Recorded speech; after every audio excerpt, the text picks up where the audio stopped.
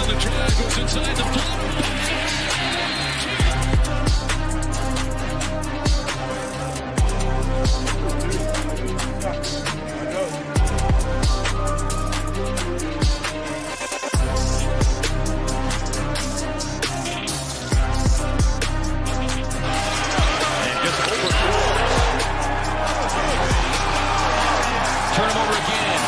Scoops it up. Booker brings the boom.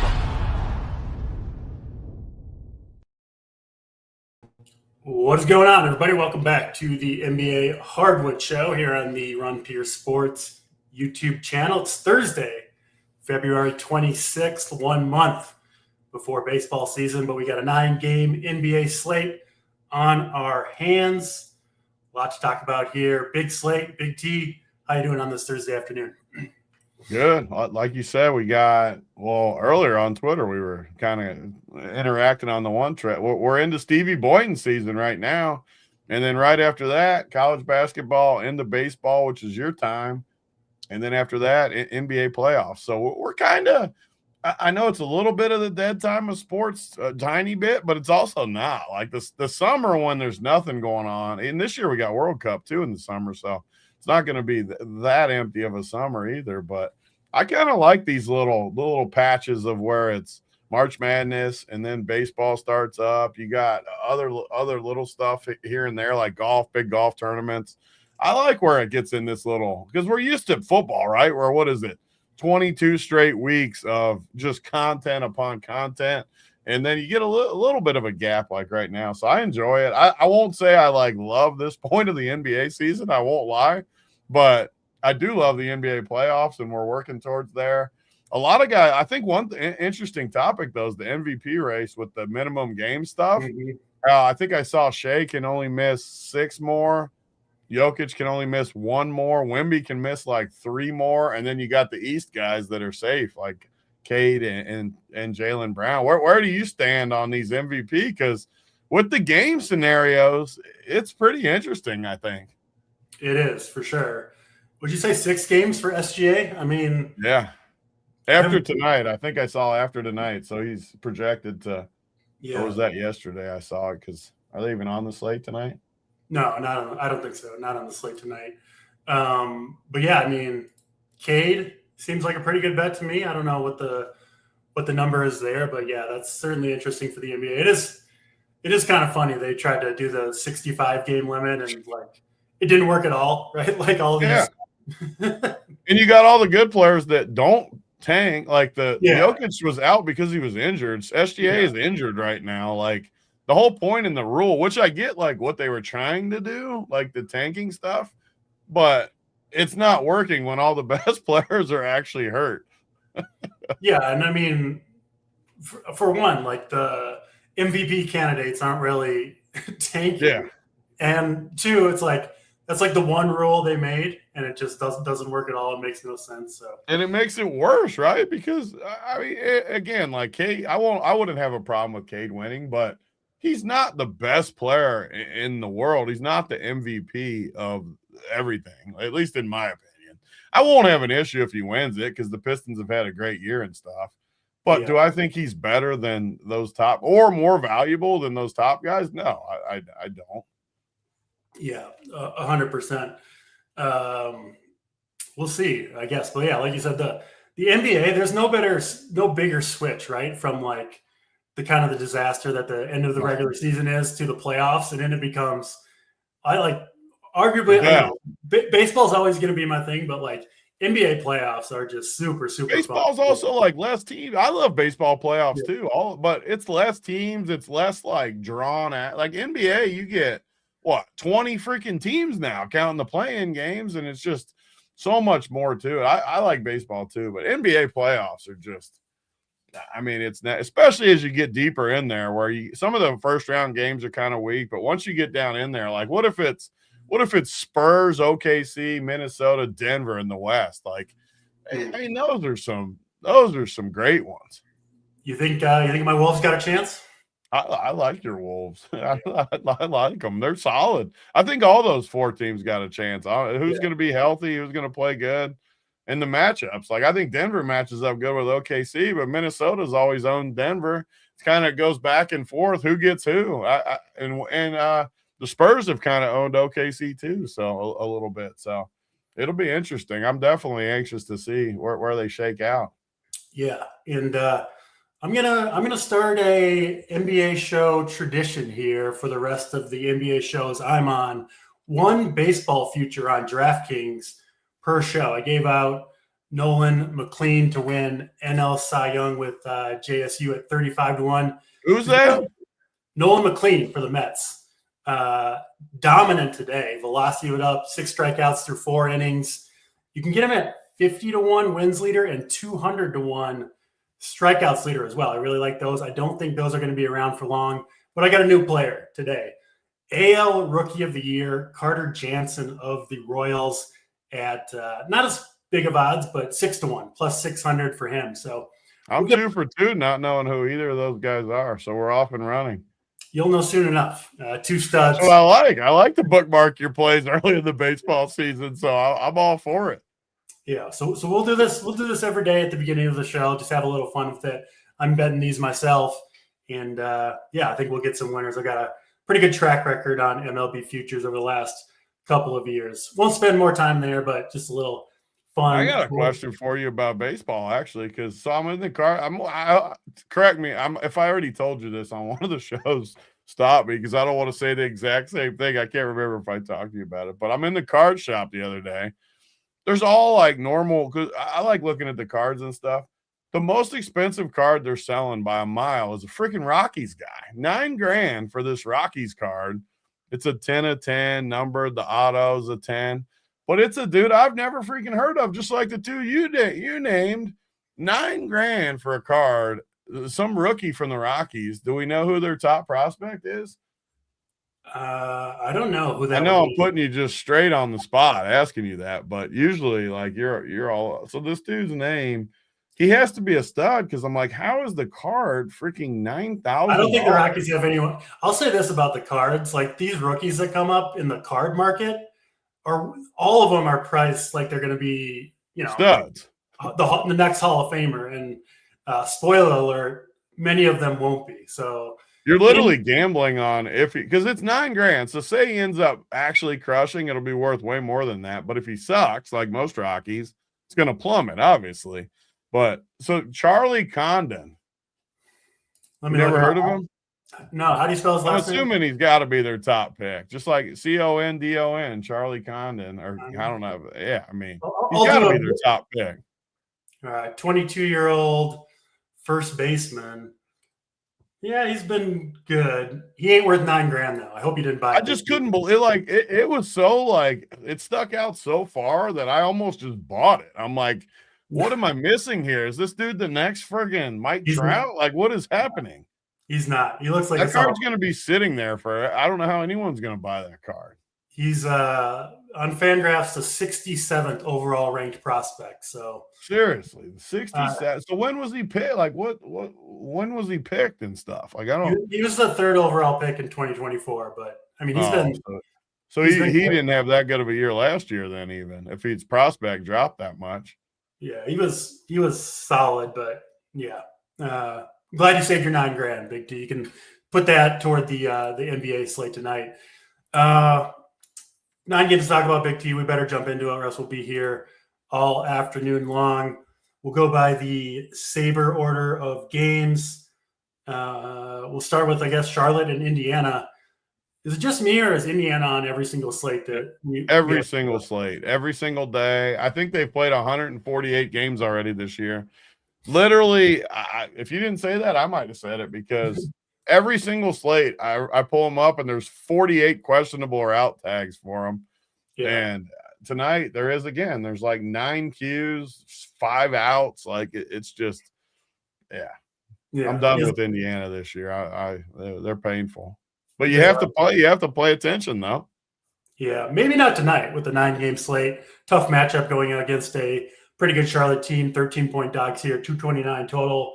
Going to be missing Neesmith and Siakam. And then Obi Toppin might make his return. He's questionable. Ethan Thompson, Talon Peter, Nemhard, and Quentin Jackson all questionable as well. So one of the harder teams to talk about. I think the most questionable tags of any team tonight. I mean, we'll see with Indiana. I hope I don't have to go to a lot of these guys. If a couple of these guys play, we should be pretty safe from the Pacers shenanigans. Looks like pretty much everybody healthy for Charlotte. Diabate was a hero for me the other day. We'll see if he can do it again. Certainly a good matchup to do so. And yeah, everybody else in for Charlotte. But like we've talked about, their prices are kind of inflated because they had Bridges and Diabate out for suspension for a few games. Anything you see here, this looks like one of the least interesting games on the slate to me, and certainly the ownership so far reflects that as well. You see much here you want to play? It's tough. The only good thing about Indiana is they always play this early slot. So we always at least get the info before the game takes off. But I don't see how you can really like anything from Indiana unless we get some guys out and which always happens. It feels like half these dudes always get rolled out and then some value pops up. But the guys I was playing a lot, like Jarris Walker, up to 6,900, you're just not gonna, at least I'm not gonna get there on a team like Indiana on a slate like this, only playing usually one team to three teams in basketball. And then the Charlotte side, like you said, Diabate was awesome the other night. He's really been awesome overall. You get, I think Miles Bridges has been out for them, right? He was suspended. He was suspended as well. Came back last game. Came back with a nice little, only 22 minutes, but 35. It was a blowout versus Chicago. And his price tag is one of the few that just looks too low to me. He's always been an 8K guy. And I know that it's a different team now. They got Knipple's been awesome. LaMelo's working back. Brandon Miller's in the mix. So Bridges kind of slips to the fourth or fifth option on offense. But the price tag still looks cheap for a guy that can do a lot of stuff. He can rebound, block shots, score when he's needed to. It just feels like he's more comfortable in this role. He never really wanted to be a scoring type guy, at least from what I saw. And that's why Charlotte's been so good when they've had this starting five. I think with this five, they're like one of the top teams in the East as far as their win-loss record. So tonight they got everyone back. They are a little deeper than they were before the trades and everything. With Kobe White, looks like he'll be in. They got a lot of guys down there. Trey Mann, who I don't think he'll play much. Just looking, Josh Green, Zion James, all these guys are down there. So I don't think there's like a ton of crazy value. Every time I play LaMelo, I regret it. He just hasn't been that good. His price tag's working his way back up. Knipple's expensive. They just feel too deep to me. In a 9-game slate, I don't see anything that I have to play, although I think Bridges is a good value. I'm a little confused why is this projection not better? Just minutes? Yeah, but like you mentioned, that first game back was an absolute blowout. They won by 32 points. LaMelo played only 23 minutes in that one. Even Knipple was at 23 and Bridges was at 22. So you got to think the minutes were mostly due to the blowout. He was suspended, not hurt. I would imagine the minutes are probably underprojected and should bump back up here. So he was a guy I was going to mention. Bridges at 6,100. And then I have no problem going back to Diabate either. He played 31 minutes in a blowout, so certainly missed some minutes due to the score of the game. And obviously no worries with the minutes coming back from suspension. So price is up a little bit, 5,800, but great matchup against Indiana. Should gobble up rebounds. I think you can get stocks here. Feels pricey, but if it gives you 40 at 5,800, you're happy, and I think you could easily do that. So Bridges, Diabate in play. Sounds like we're mostly off Indiana. Reserve the right to change if all these guys sit or something like that. But as of now, not a team that I'm targeting super heavily. Let's go to the next game on the slate. It is Miami and Philadelphia. Should be a good DFS environment here at the very least. High total sitting near 240 and expected to be close. Philly favored by a couple points. Problem is probably two mostly healthy teams. Miami does have a couple of questionable guys, Davion Mitchell, Norman Powell, both questionable. If both those guys are out, I think you could look at some Miami guys. Maybe I don't love him, but someone like an Andrew Wiggins, Jaquez could become interesting. But the Philly side should be fully healthy. I know DraftKings has a questionable tag next to Embiid, but looks like he's probable to play, should be in there. Two teams competing in the Eastern Conference playoff race right now. So we should get big minutes from the stars here, and it is a game that should be high scoring and close. So maybe some sneaky DFS plays here. I mean, this is the other 7 p.m. Eastern time game, and like the first one, as of now, nobody going to this game at all. Maxey getting some ownership, but everybody else, pretty much everybody else, looking like under 10%, 5% ownership. So another low-owned game if we could pick out one or two players that we think could crush here. Anything standing out for you between the Sixers and the Heat? Yeah, I mean, you said it. It looks more like a good real life game than a fantasy game, and it's just with bodies and prices. I mean, Maxey and Embiid. I don't like Embiid, obviously, but the prices are fine. Like they can definitely get there in those price ranges. They're not going to be plays that I force in though, but by any means. You got Oubre, Grimes. I mean, there's just a lot of bodies. They have a lot of guys in there, not with a lot of value. And Miami's even worse as far as that. Everybody feels priced up to me with Hero back in there. I mean, you're talking nobody over 5X projection in the value column are very far. I guess there might be one, but like Larson, I mean, so thoughts on Pele Larson as a value play? I mean, are we really considering 5,300 Larson a value, though, is my issue. I mean, it's just he has been good all year for the most part. He's been solid, but I can't. 5,300 when you got, what, at least 5 or 6 options ahead of him as far as the overall roster. I just don't see it. And all these guys like Bam, I'm never going to really like Bam at 8,400. Norman Powell's questionable. If he sits, I mean, it does open up some stuff. You got Norman Powell and Davion Mitchell questionable. If they sit, let me see what it would look like if they sit. Norm and Davion both sit. Who would get a good bump in that case? I mean, it's still just a lot of guys. Yeah. I mean, Tyler Hero, I just can't go there yet. Wiggins, Jaquez, I guess Jaquez a little bit. I don't know. Larson, I would like more if both of those guys are out. I think he's definitely playable if that's the case, but they got so many bodies. I hate to be redundant to what you said, but I agree. I don't see anything that sticks out in there as having to play. Yeah, even if those guys are out. Agreed. Yeah, I mean, Miami definitely gets a little more interesting if Mitchell and Powell sit, but I bet at least one of them is going to be in there. I mean, Powell played pretty much full minutes, groin injury. I don't really think it's anything serious. And Mitchell, it's an illness, and it's an important game. So my guess would be at least one of those guys ends up playing. And if so, just not the best fantasy game. Like you said, good real life game. But, I mean, there's some really, really good values on this slate.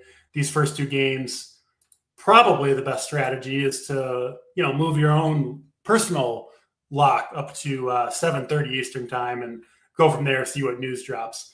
So let's move to the next game on the slate. It is another that I suspect, as I pull it up here, is going to have some relatively low ownership. And yeah, absolutely true. Houston and Orlando. I think the lowest total on the slate here, sitting around 215. Houston favored by 3. Kevin Durant let me down as the play of the day yesterday. I mean, this game has even less ownership than the first 2. Nobody over 10% projected right now. And probably, honestly, these numbers come down even further as we get more clarity on the value on the slate.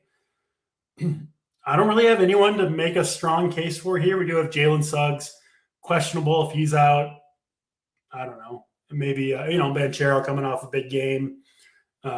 Anthony Black would get a bump, but Third game in a row, Big T. We'll get to some good games here soon, but I don't really see a ton here. What about you? Yeah, I mean, one of the things I think I'm decent at is just being able to fade stuff. I know a lot of people like want to pick and mix and match a lot of different games. I never have a problem just even on a 9-game slate. If there's only 2 or 3 good games, I have no problem just playing them for 3 games. I just don't really. That's why sometimes we get questions in Discord and stuff where it's like, these two or these two, and like none of the 4 are even like in the realm of possibility for me, and people get like frustrated with it. But I'm like, why are we talking about playing Desmond Bain on this slate? It'll be like Desmond Bain and whoever, bam, and then the other. I'm like, why are we playing these guys? But you couldn't be more correct on this one. I was actually stunned, not to shift totally up, but Paolo the other night, did you see he paid over $800 in that King of the Court? For a guy that good, I mean, he had to be somewhere towards the top, right? Have we switched so far to like trying to find sneaky plays that we're not playing like the top 5 plays of the slate all of a sudden?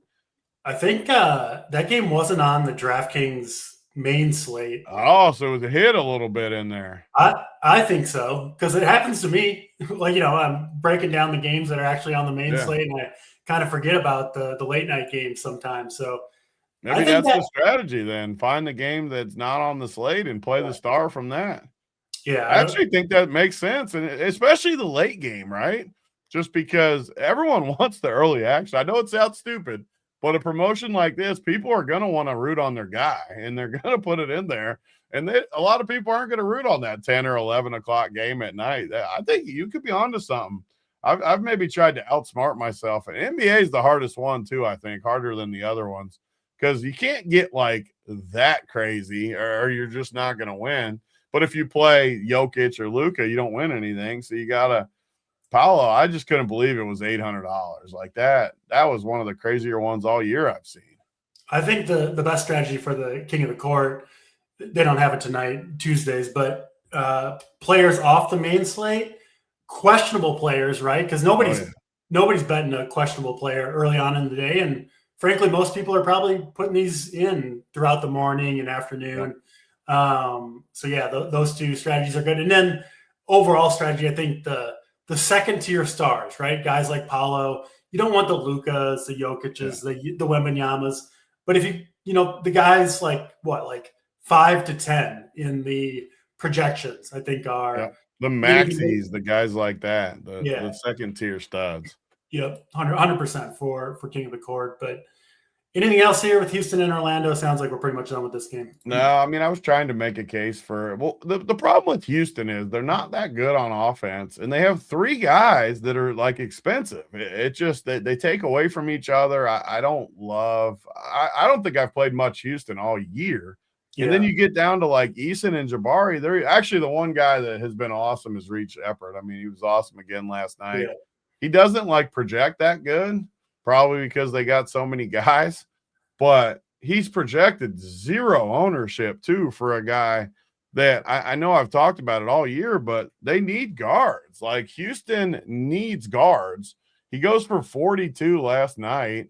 I'm not saying like he's an amazing player or anything, but guys like this are where you can filter into a chalky team. He's going to have no ownership, and I do think he's at least in play with how good he's looked. Yeah, I mean, it's 5,200. You're going to get 25 minutes out of him. He can get hot from 3. Yeah, if you want to get super weird, I mean, he's going to have literally zero ownership. Not a bad play. I don't know if I'll get there, but he does make some sense. Let's go to maybe a little bit better of a game. We're kind of backloaded here on this slate in terms of plays we want to go to. San Antonio Spurs, Brooklyn Nets up next. Spurs on a back-to-back here. And they do have a couple of players questionable. Steven Castle, Keldon Johnson, both questionable to play in this game. If those guys miss, the Spurs get more interesting because they do have a very, very deep guard and wing rotation. Taking 2 key cogs out of there would open up, I think, guys like Fox, Dylan Harper at 4,600, I think would become a little bit interesting. But this is the 4th game in a row now that's going to have almost no ownership. We'll see, as always, some ownership on Wembanyama. He was disappointing last night, but I don't know. I don't really take much from it. Got to expect him to bounce back. And then looks like some ownership on Michael Porter Jr., which also makes sense. He can go off against any team. So again, I don't necessarily disagree with those being the only two good plays in this game, unless the Spurs guys are out. So we'll see on that. I mean, it would make sense for the Spurs to give a couple guys a rest. They can win this game easily without Castle and Keldon Johnson. So we'll see on the Spurs news, possibly some plays to go to here. I don't mind the value play of Dylan Harper if those guys are out.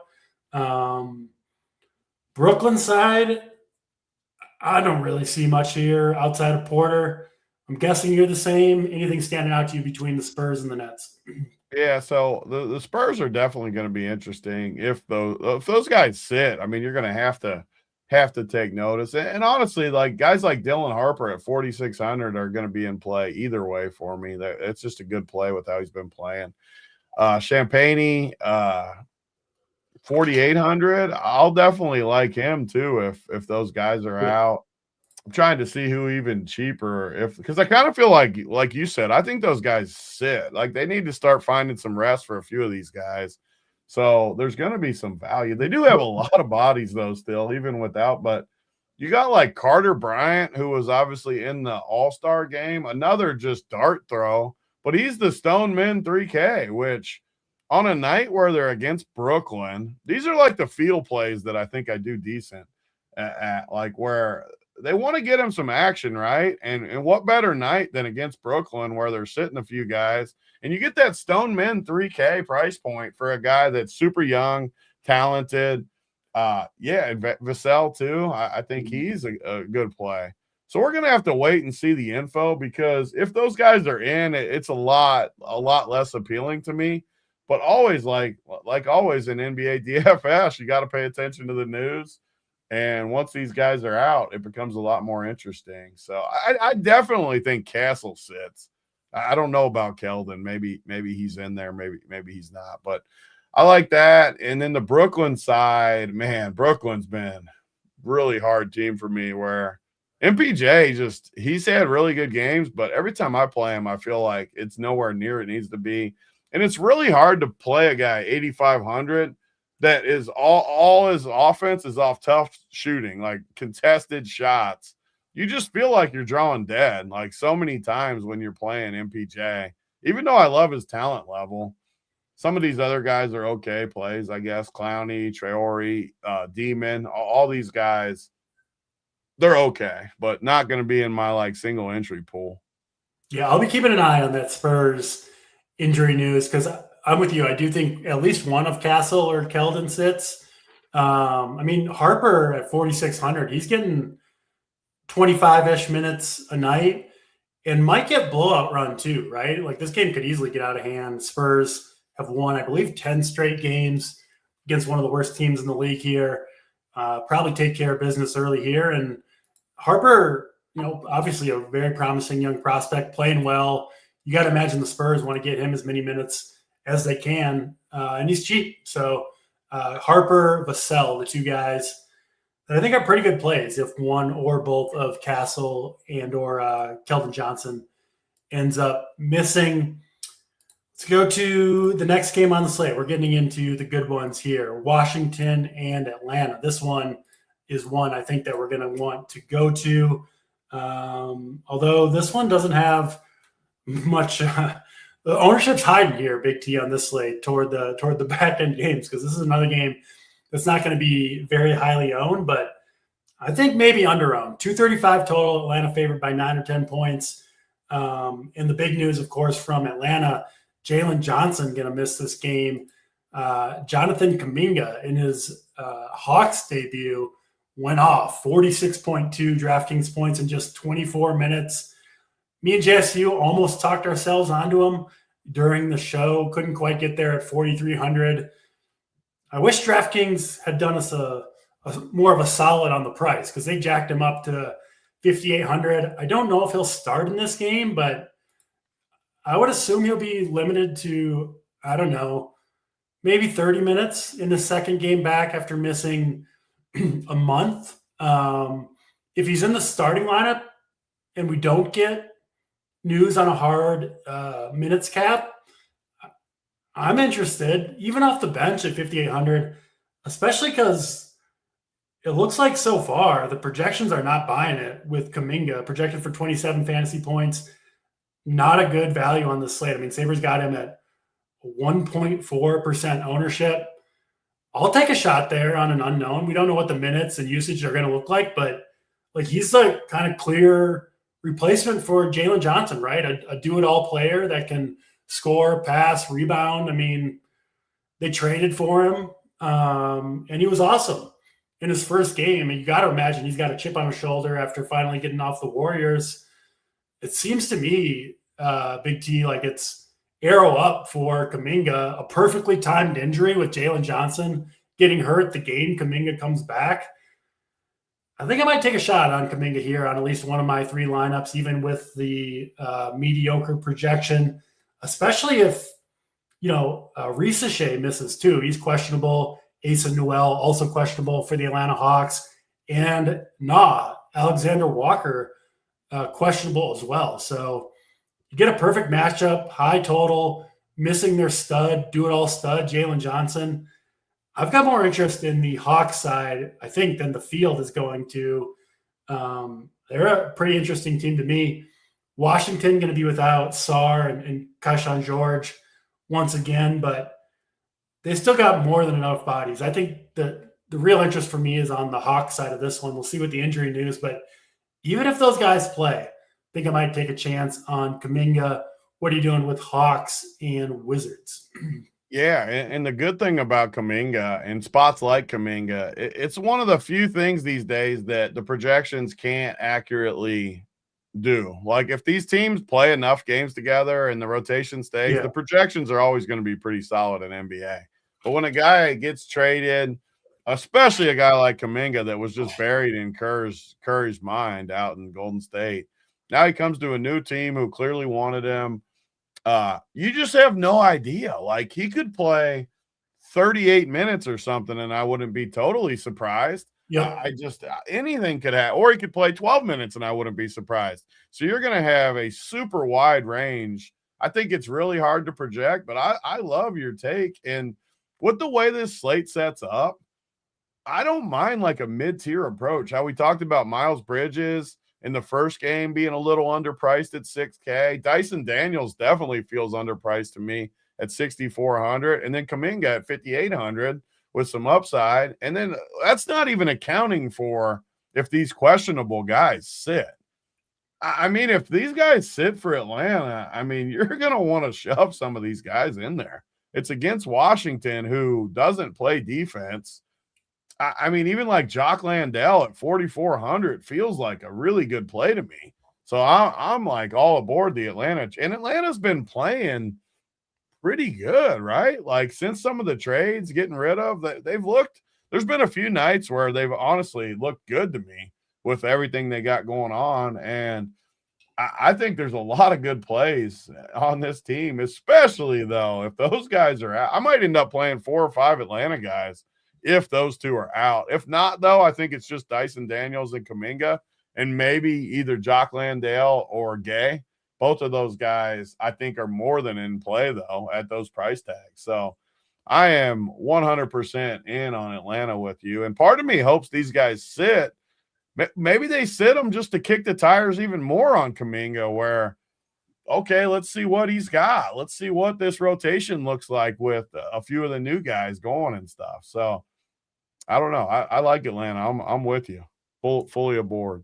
I mean, with someone like Kuminga, like, would you be shocked if he put up 50 fantasy points in this game? Not at all. So like, at all. So he's 5,800 and, probably sub 5% owned. And you wouldn't be shocked if he put up 50. He has to be a good play then, right? Like, yeah. And especially we're freaking tournament players. Like, I mean, would I be surprised if he put up like 18? I wouldn't be surprised at that either. But I mean, he just put up 46. I know, and that was the same matchup. Actually, I didn't realize that was versus Washington too. Same exact matchup. He put up 46.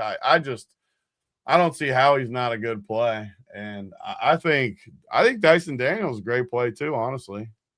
Yeah, I'm fine with Daniels, even CJ McCollum if Probably only if Alexander Walker sits, but like you just can't find players like Kuminga in that mid-tier range who could go for 50, who could give you 8 or 9x salary. There's not very many of them who you could realistically say you wouldn't be super surprised if they did it. I think Kuminga fits the bill. So I don't know if this ownership number on Kuminga is right. You probably have ownerships and projections from other sites maybe. But if it's anything below 10%, I'm totally fine with. I think it'll be below. I think it'll be between 5 and 10 unless those guys are out. And then I think it could balloon a little bit if they're out. Yeah, if those guys are out and he's in the starting lineup, it's going to get much higher. But the only thing we could be missing too is like everyone just saw his first game. That's another thing they can't really account for with these ownerships. And all the ownerships are going to be built off projections, which we just talked about. You can't project because it's not like you can go in and project Kuminga for 38 or something. Like that's just not reasonable. Even though we both think he could get that easily, you can't project him at that though. So I think they're just taking the easy way out and just give me like a nice little 5x projection and let's see what happens. Yeah, the projections are designed primarily, I think, to not be too far off, right? They want to be close either way. So you're not going to get players like him with a monster projection off of one game with the new team that was a blowout game and all that stuff. So, we're both in on the Kuminga train. You touched on Washington? You see, I mean, I think I'm trying to make a case for someone, but just going up and down the list, the range I would settle on is definitely like Jameer Watkins, Sharif Cooper, those type, Leaky Black, even if you're really going deep into it, projected for a decent like 13. But it would be all long shot plays. Like I wouldn't. I guess there is no spend ups because they don't have anyone up there, but more of the like 4K range for me with them. But on a 9-game slate, I don't really see a reason to play Washington. I'm with you. Let's go to the first 8 p.m. Eastern time game. And this one, here we go. We got some big value, a lot of ownership here. Portland's not terrible, but 2 teams missing bodies here, Portland and Chicago. Portland going to be without their, number one option, Denny Avdia. Had an awesome season, but he'll be out. They recently lost Shaedon Sharpe to injury. I think he's out for the year as well. And then Klingon, Robert Williams are questionable. So potentially, a lot of the key pieces for Portland going to miss this game in a really good matchup against Chicago. Total sitting at 234 and Portland favored by 4.5. Portland has had their former top pick, Scoot Henderson, recently returned from injury. I believe no longer on a minutes limit at all, 30 and 29 minutes in the last couple of games. Gets to go up against these Chicago guards, guys like Giddey, Trey Jones, Rob Dillingham, against a Chicago team that has very little rim protection. I think they've allowed the most point or among the most points at the rim of any teams in the NBA, which is Scoot's game, right? He's at his best when he can get to the cup and finish. Great at getting to the hoop, not great at finishing when he gets there. I think he can do both in this game, and I kind of think Portland hands him the keys a little bit here. 5,500. You're going to see big ownership on Scoot Henderson, projected over 30% right now. I think justifiably so. We'll see ownership in this game alone. Nick Richards, Buzelis, Klingon if he plays, Drew Holiday going to get some ownership, Yabusele, Jeremy Grant, Josh Giddey going to be fairly popular. A lot of ownership condensing on this game, Big T, but it's hard to argue with it. This should be a great DFS game. I think I'm in on this one with the field. Yep. Just like a lot of times in the NBA, the chalk is the chalk for a reason. And especially like the Portland side, Chicago has been, they haven't won in forever, right? What is the, 6 straight losses for the Bulls. 6 straight freaking losses. And they've looked so bad. So they're in 12th place, 10 straight losses. 10 straight losses for the freaking Bulls. They're 24 and 35.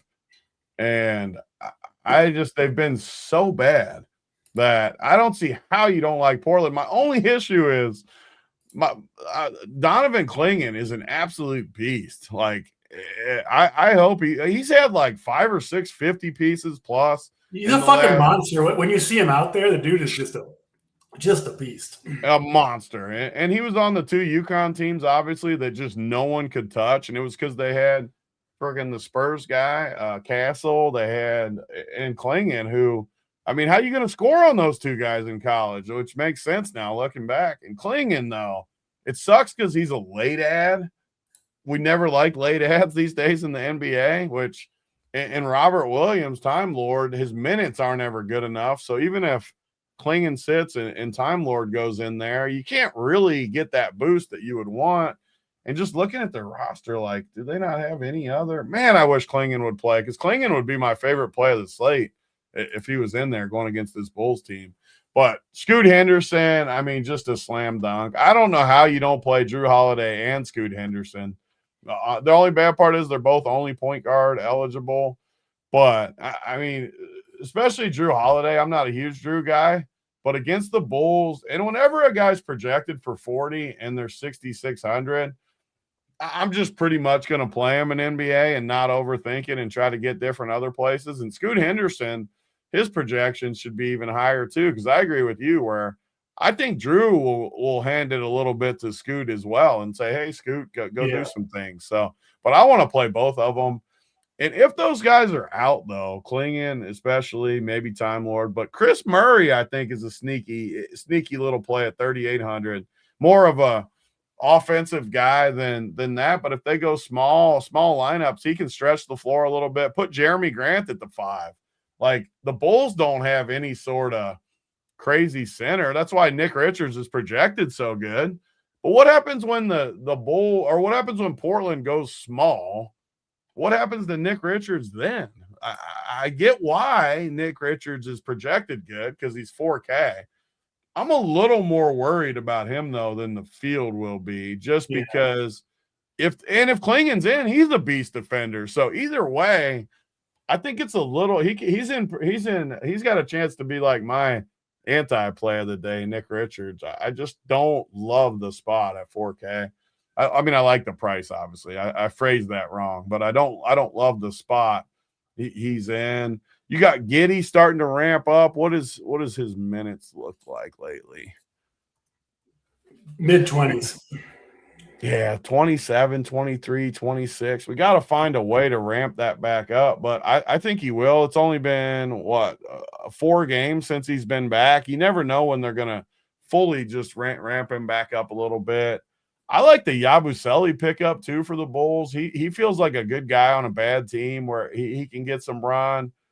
And then Dillingham, I mean, he was kind of a bust in Minnesota, but it's perfect for the Bulls just to dust him off, see what he's got, just run him out there, see what we can do. Colin Sexton. Sexton's another guy that I don't really get why he projects so good. I'm with you. I think the Bulls are a little overprojected here. All the losses. Who's out for them? I mean, all the guys they traded mostly. So none of their current rosters even. Simons and Ivy are out. God, I just don't like Sexton has done nothing. Like, why is he projected for high 20s? I don't really get it. That's one projection I don't get. And I mean, Nick Richards, he's played all season. He doesn't have a single 30 fantasy point game. And he sucks. Like, he's not good when he's just not. And the minutes are by no means guaranteed. I mean, you're probably looking at around 20 minutes. You could have a good game for sure, but I don't really see, especially at ownership, right? 30% ownership. I mean, feels aggressive to me on Nick Richards. I don't think I'm going to get there, but I'm totally with you on Portland. If Clingan is in, I absolutely want to play him. And I'll say this about Portland. It can be a little hard to keep track of like which teams are completely out of it or still competing. You see Avdia out, you see Sharp out, and maybe some people think this is a team waving the white flag like so many in the NBA, but I don't think so. Portland's missed the playoffs the last 4 years. They're currently sitting 9th, so they're in the play-in right now. I think they're still trying to win. So if that's the case, we should see big minutes for all these guys, Holiday, Henderson. We didn't mention, Tumani Kamara, I think, is an okay play at 6,100. Jeremy Grant looks okay to me at 6,300 as well. Again, especially if Klingon misses. What about if Klingon and Time Lord are both out? Basically leaves Sissoko, I think it would start at center at 3,600. I mean, he's in the rotation. He's playing 15 to 20 minutes a night, most nights. Not a good player. Would you have any interest in him if both those guys missed? Yeah, I mean, I was trying to look through it as we were kind of breaking it down because, yeah, I mean, if those guys are out, it's got to go somewhere. So, yeah, I just hope Klingon plays. Honestly, Yeah. What do you think? Do you think the late ad always scares me, but also he tends to play more than most when he's kind of in that Q tag. If I had to guess, I would guess he plays. It's an illness, and I think Portland wants to win, and he would crush this matchup. So that would be my guess. But obviously, God, I hope he's in there. It makes things a lot easier if he's in there because he's just such a good freaking play tonight. And if he's not, I mean, I agree with you. I'm just looking at the roster, and they don't have any. I was trying to look at the unprojected guys right now. Like, who would honestly? What do you do with Time Lord if he's in and Klingon's out, but the minutes aren't there? Do you still like him? I mean, I think he's capped at like 20 minutes, so yeah, he's an okay. He's going to play the same either way, almost whether Klingon's in or not. Yeah, that's kind of what I think. So he's a fine play at 4,500, but I think might be a little bit overprojected if Klingon's out. And I just don't see the minutes going up. I mean, his minutes restriction is real, right? He's had all these injuries. Oh, yeah.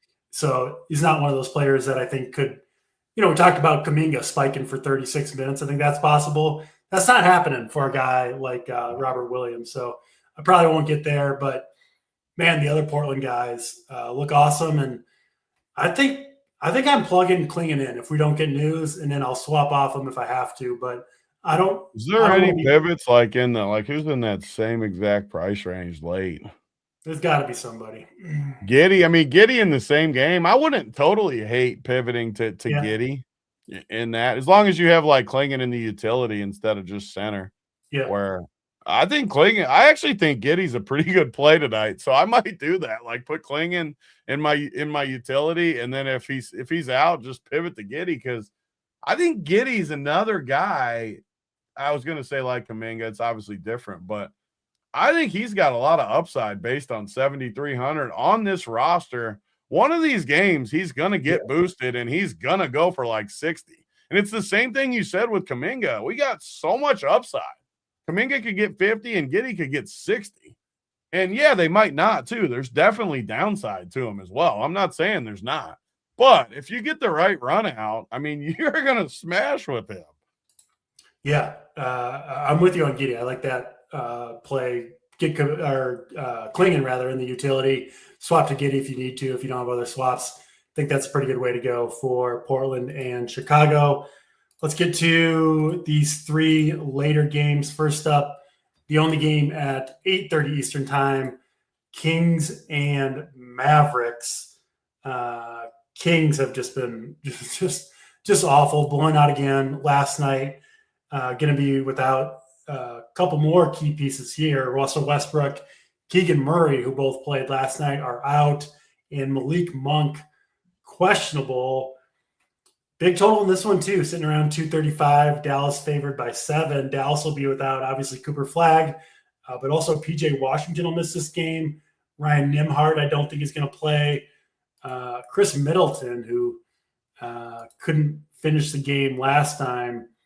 Now I guess he's good to go. Hurt my teams last time out, but apparently he's recovered from his terrible injury after one day. Looks like he'll be in there.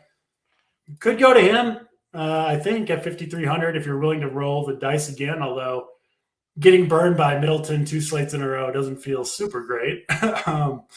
But, I mean, this is a good fantasy game here. Going to get some ownership.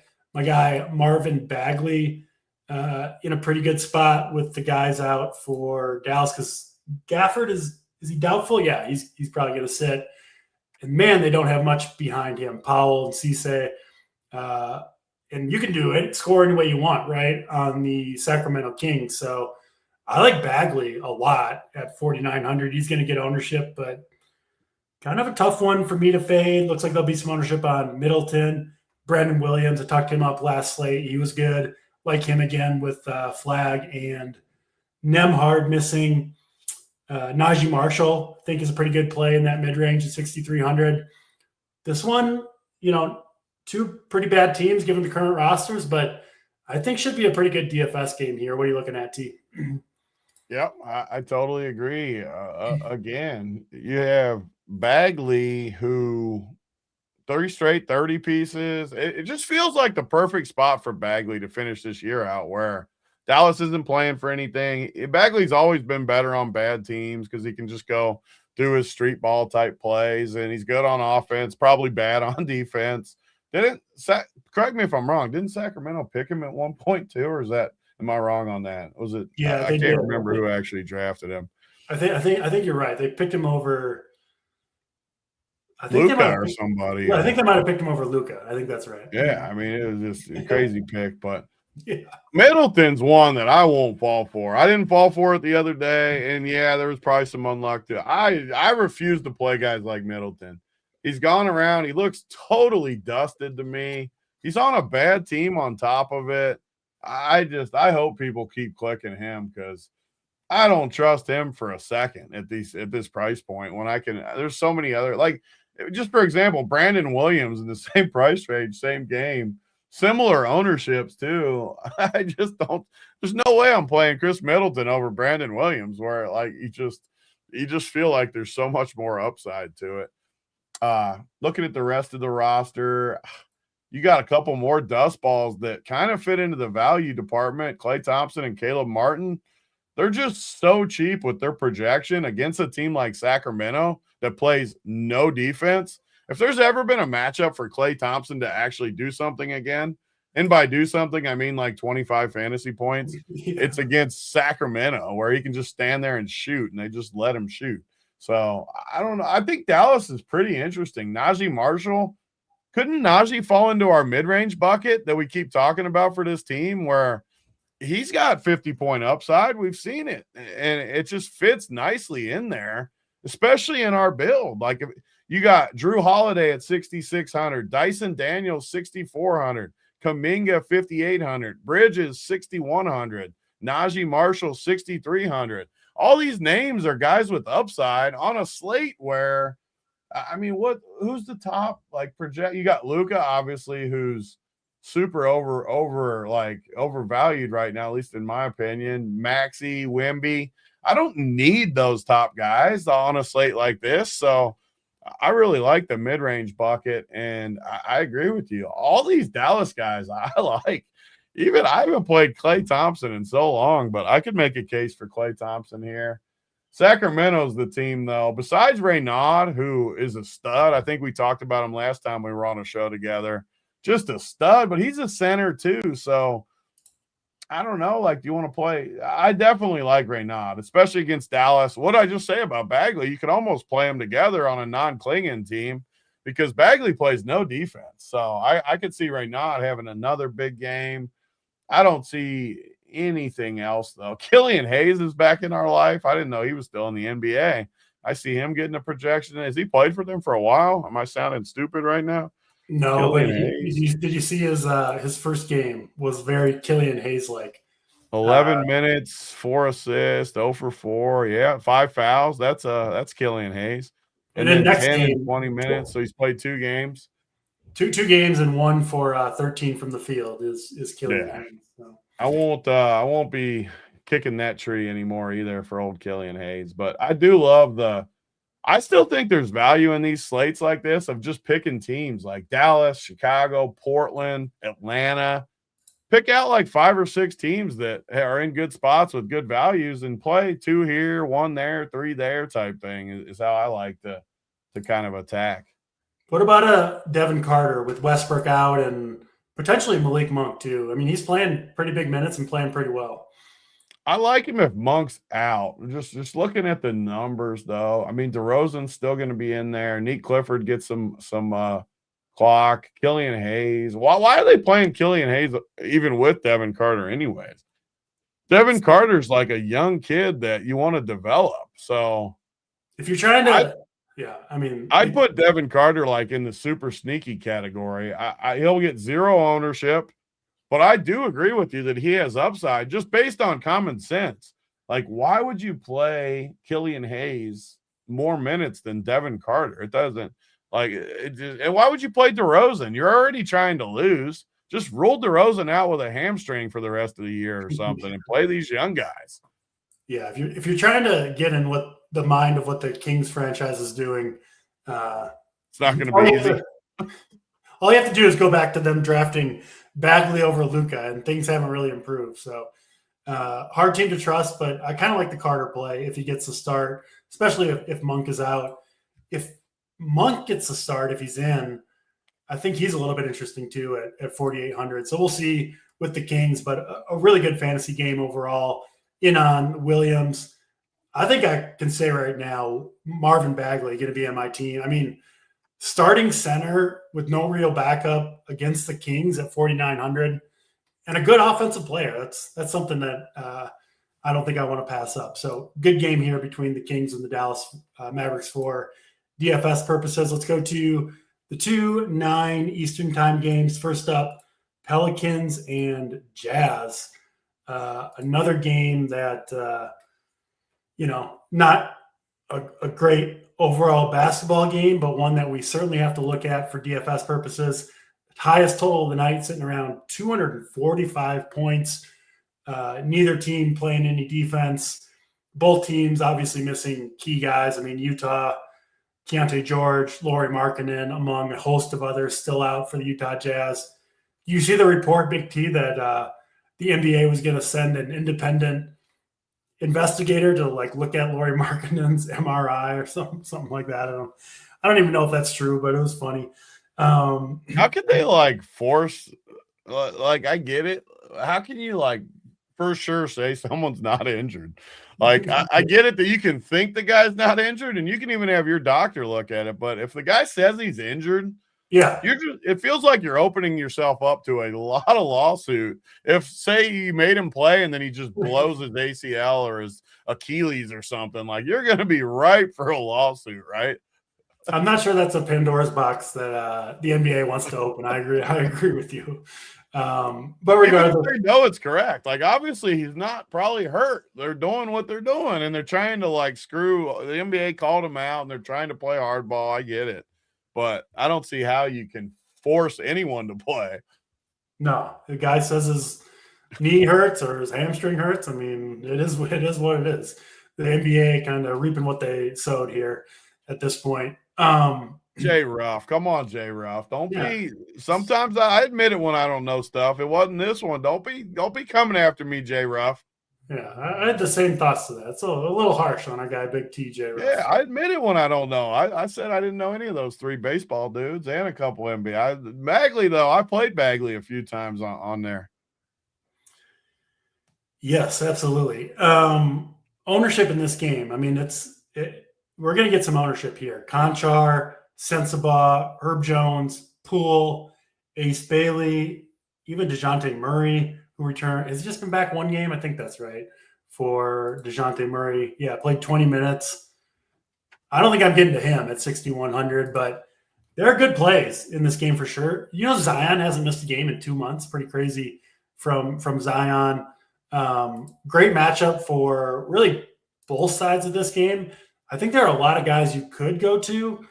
I don't know if there are must plays here like Sensabaugh. I mean, I like him at 5,700, but 40% ownership feels very aggressive to me for a guy like Sensabaugh, who I wouldn't be shocked at all if he put up 20 fantasy points. So good plays here. I don't see must plays, and honestly, I like this game, but I'd argue maybe it's a little bit overowned as it stands at the moment. What about you? What do you see Pelicans and Jazz? Yeah, I mean, I'm just going to stick to my guns with these Jazz takes that I'm just not playing. I Sensabaugh at 57, I literally can't comprehend it. I know they have marking in and down, and it doesn't matter though. They don't want to win. They don't. how can you possibly trust any of these guys? Collier 78, Filipowski 76, Ace Bailey never gets there. I can't believe these guys are going to get ownership like that. I refuse to believe Ball is 46% owned like it says on Saber. I refuse to believe it. I refuse to believe when the cards are turned over, he's that high owned. Me too. Because it doesn't make any sense to me. At least Conchar is cheap. I don't agree with Conchar being like chalky either, and I don't really want to play him. But I at least agree that when he's 3,700, you don't have as much to worry about. Why? I mean, why though? Why would Collier smash? Like, based on what? They don't want to win. I don't. So Collier was awesome for a while. The minutes just aren't there. I mean, he had 45 versus Memphis. I just, even when he got 45, he's 7,800. I just literally don't see it. I'll stand by my Jazz fades for the rest of the season. Some nights will they crush? Yeah, I mean, some nights they might get there, but this is one night where New Orleans, I just don't see how New Orleans doesn't crush them. And then vice versa, DeJounte Murray is another guy that falls into this mid-range build. 6,100 for DeJounte Murray on this team. I know it's only a second game back. I know he's not going to get huge minutes. I get it. Totally get it. But he's not priced to get full minutes. If he was going to get 36 minutes, he would be 8K instead of 6K. Like, you're getting a massive price break on this guy. I love DeJounte in this spot. I think DeJounte is another guy. I never play mid-range only builds. I'm playing it tonight. I like DeJounte a ton tonight. I think Herb Jones is decent. Yeah, I mean, good God, DeAndre Jordan's projecting good. I won't play him, but he looks pretty decent. Man, how could you play DeAndre Jordan this year? Zion's a guy I don't really play. So, yeah, I mean, it's just DeJounte for me. I can't play. I refuse to play Utah guys. I refuse. Yeah, we're both a little bit lower on this game, I think, than the consensus is overall. A little bit scary, given the highest total of the slate and a lot of low price tags. But I do think the minutes could be more spread out here than maybe the field anticipates. Let's go to the last game of the night, Lakers and Phoenix Suns, 222 total. Lakers favored by 6. And Lakers are honestly not on that many main slates because they obviously play on the West Coast at home and then play a lot of West Coast games in general. But they've got Luka, Reeves, and LeBron all active. And I kind of think these guys are tough clicks when all three guys are in there because they all three kind of have somewhat similar games, right? They need the ball, but there's only one basketball, and they're all expensive. So I don't love the Lakers guys tonight. Switching over to this game on Saber real quick and get the ownership. Yeah, looks like mostly Luka and then pretty much nothing else. Jalen Green getting some ownership at 6,900. To me, that 30% ownership for Luka at 11.4K feels too high. I think I'd rather go to Wembanyama. If someone asked, favorite stud, Wemby or Luka, I'm on the Wemby train tonight. Don't know where you stand on that one. And then, Phoenix obviously missing Booker certainly opens up more minutes. Jalen Green, I mean, he's had a couple decent games, but he's expensive too. 6,900 for Jalen Green and getting some ownership. Last game of the night here, Big T, one that I don't have a ton of interest in overall. What do you say with the Lakers and the Suns? Yeah, I agree. Whenever the Lakers have all three of these guys in, don't get me wrong. If I find a team where I can fit Luka, I obviously never have a problem with it because he's got a ton of upside. But the theme of the show also has been mid-range. Just don't need it whatsoever. Phoenix, the Lakers do stink on defense, but you look at these prices. Jalen Green's finding a little bit more of a flow. Gillespie's been awesome. Ryan Dunn. Yeah, I mean, I'm with you. It's not a game that I'm going to go crazy with. Yeah, sounds like we're mostly out on the Lakers and the Phoenix Suns. That's all 9 games. Let's get to anti-play and play of the day. A lot of options on the slate, Big T, for your anti-play of the day. I've got it sorted by ownership here. How the hell is Nick Richards projected for 28? I just can't stop staring at it. Like, It's crazy to me. But I went on such a tangent about it that I'm just going to say Utah again, just because Sensabaugh is high owned, isn't he? Where's he at? Highest owned on the slate right now. Oh, you scroll up a little. I think you scrolled Oh, down. I was seeing yeah, what. yeah. Oh yeah, there we go. Yeah, I'll say Sensabaugh in all of Utah because I know for a fact I'm not playing any of them. So he's the highest owned on there. I'm not playing Utah guys. So that'll be my anti-play. I agree with that in general, and I'll take the guy that you didn't. I'll take Nick Richards at 30% ownership. No thanks. Don't trust the minutes. Don't trust the player. Like I said, hasn't really had a monster game this entire season. If it's tonight and I miss out, then I'll live to see another day and be back tomorrow. So Nick Richards, my anti-play of the day. Let's get to our play of the day, Big T, to wrap up this slate. Your favorite play on the slate? Man, we both kind of talked up Kuminga. Give me the problem with a lot of my plays I like is I always feel bad when we like talk them up. I like to have a sneaky guy.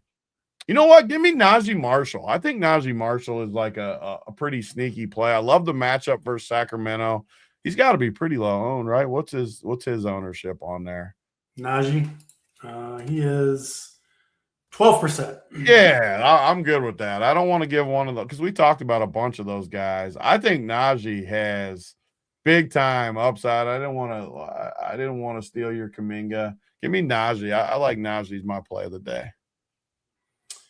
I like the Najee call. I will go to one of the guys we talked about. I'm going back to the Jonathan Kuminga well. We'll see if he starts, minutes limit, maybe a change if he's on a strict minutes limit. But 24 minutes first game back, I think he should give you 25 plus again. And as long as he doesn't have a hard minutes cap, we wouldn't be shocked to see that minutes spike upward to a range that the projections aren't just going to reach. Great matchup against Washington. Gets to fill in for Jalen Johnson. I think just kind of a perfect storm for Jonathan Kuminga. So I'll go with him as my play of the day. That'll do it for this NBA slate, Big T. Anything else for the people before we sign off here? No, I think we're on to something again. We didn't disagree on too much. So I don't know if that's a good thing or a bad thing, but I always feel good when we're kind of on the same page. And we've had good success too. We've done these shows 1 or 2 times a week together. I feel like each night we've done these. I feel pretty good going in, and I don't think we've got a first place or anything, but we've cashed pretty good almost all the nights. Yeah, absolutely. Fun show. Thanks for everybody watching. Hit the like button. Members, get in the Discord. We'll be in there along with all the other coordinators answering questions. And until tomorrow, he's Big T. I'm DC. We're out of here.